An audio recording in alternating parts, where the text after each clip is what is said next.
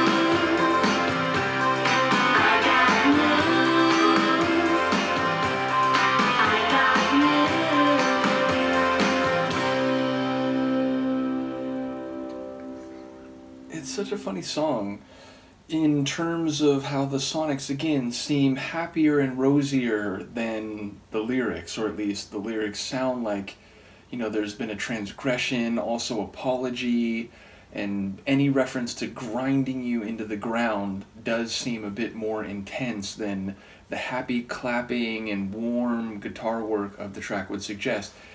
I would say maybe the vocals sounded most different than the original. Like Lauren's vocals sounded a bit like, maybe not deeper necessarily, but they sounded a bit less sort of elevated relative to the original track. I would say also there were a couple moments with the guitar where I wondered if it was a bit edgier, like a bit rougher, but not much. It still feels very light and happy overall. So, yeah, this one felt closer to the original version than a couple of the other re-recorded tracks we've gone through.